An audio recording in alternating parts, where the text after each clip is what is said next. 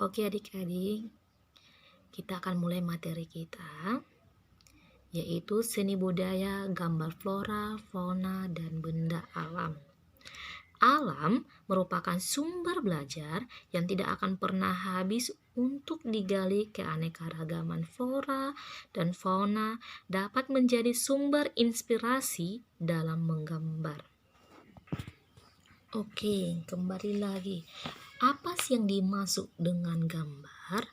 Gambar merupakan bahasa yang universal yang dikenal jauh sebelum manusia mengenal tulisan.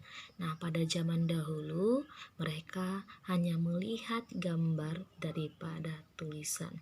Gambar sudah dikenal masyarakat sejak zaman purba. Pada saat itu, gambar sering dihubungkan dengan aktivitas manusia dengan roh leluhur yang dianggap memberi keberkahan dan perlindungan. Bagi manusia purba, gambar tidak sekedar sebagai alat komunikasi untuk roh leluhur saja, tetapi juga memberikan kekuatan dan motivasi untuk dapat bertahan hidup. Nah, adik-adik, beda dengan zaman sekarang. Zaman sekarang, gambar itu yang dimaksud dengan inspirasi dalam pikiran kita. Awalnya suka dengan alam dan menginspirasikan apa yang dipikirkan serta menggambarnya, sehingga orang-orang melihat, merasakan apa yang dirasakan oleh pelukis. Nah, yang kedua, gambar flora. Sebelum itu kita harus tahu apa sih yang dimaksud dengan flora. Flora atau tumbuhan yang mana mencangkup semua aspek mengenai macam jenis tumbuhan.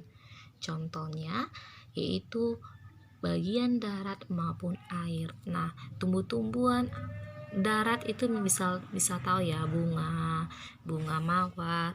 Yang tumbuhan air apa? Pasti udah tahu itu yang dimaksudnya ya. Ini bisa dilihat flora darat. Flora darat adalah tumbuhan atau tanaman yang hidup di darat.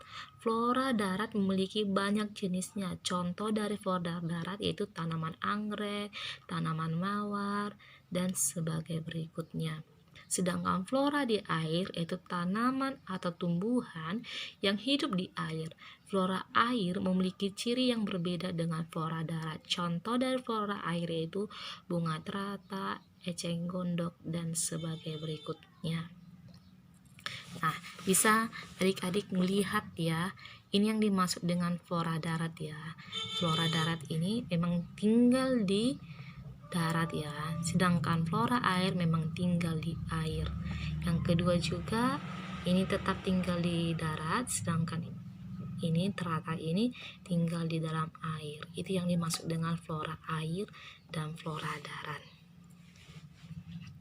Nah, fauna adalah alam hewan yang mencangkup segala jenis hewan serta kehidupan yang berada di wilayah dan masa tertentu. Fauna dibagi menjadi 3, yaitu darat, air, serta udara. Pasti sudah tahu ya.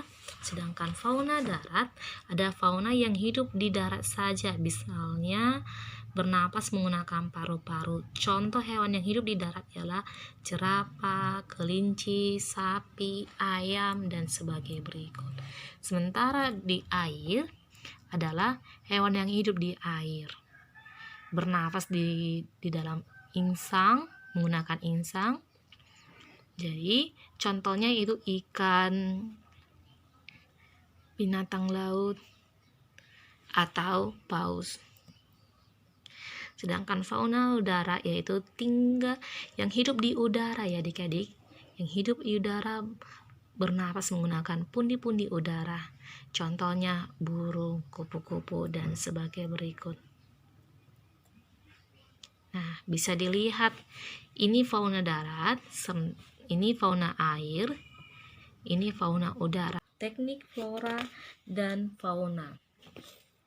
Yang pertama sekali bentuk dasarnya. Kamu lihat gambar pertama ya. Kalau gambar pertamanya miring bentuk dasarnya, apakah itu kokoh? Misalnya, kalau kita membangun rumah, maka harus yang pertama kali dasarnya itu foundationnya apa. Nah, begitu juga dengan menggambar flora ini, menggambar bunga ini, bagaimana dengan bentuk dasarnya? Apakah kayak nomor 1 miring atau lurus? Itu tergantung menggambarnya ya. Yang kedua, menyusun bagian pembagian. Iya, lihat gambar nomor 2. Pertama tadi tangkaiannya, yang kedua daunnya, kelopaknya berbentuk menjadi bunga. Yang ketiga, menentukan titik pusat bunga di tempat batang yang bertemu dengan kelopak. Nah, awalnya tadi dasarnya dulu seperti ini. Yang kedua, ditambahkan lagi menyusun bagian pembagian. Yang ketiga, titik pusatnya bunga menjadi berbentuk bunga dan tempat batang yang bertemu dengan kelopak. Nah, jadi dia seperti menggambarnya.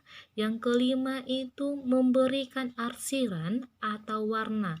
Nah, ketika kita sudah menggambar, ada baiknya kita memberikan warna supaya para pembaca atau melihat gambar kalian tertarik dan tersentuh apa sih makna bunga tersebut.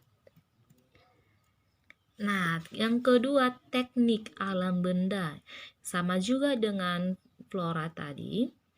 Yang pertama, bentuk dasar. Kita harus menggambar bentuk dasarnya dulu, digaris-garisi dulu supaya lebih menarik berikutnya. Nah, yang kedua, menyusun bagian pembagian. Disusun dulu. Nah, bedakan bentuk dasarnya dengan menyusun. Ada di sini kotak-kotak, sekarang udah dihapus, disusun dulu ya. Yang ketiga, arsiran. Jadi kita harus bisa mengarsirkan dengan pensil juga, dengan tipis-tipis di arsiran dan dibuat bayangannya ya, sedikit-sedikit dulu. Baru yang kelima, latar belakangnya, dan ini juga bisa diwarnai, maka sehingga cantik dia latar belakangnya ya. Oke, sekarang foto floranya ini. Thank you. Sudah mengerti adik-adik apa yang dimaksud dengan menggambar flora, fauna, dan alam benda? Jika belum mengerti, boleh ditanya sama Miss ya. Terima kasih.